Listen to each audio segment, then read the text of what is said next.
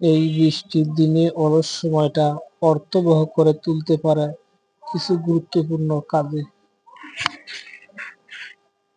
১. ঘর গোছানো ও পরিষ্কার রাখা। অপ্রয়োজনীয় জিনিস সরিয়ে নতুনভাবে সাজাও তোমার ঘর। ২. ধর্মীয় ও আত্মিক চর্চা। নামাজ, কোরআন তেলাওয়াত বা দোয়া মনকে করে শান্ত। ৩. পরিবারের সঙ্গে সময় কাটানো।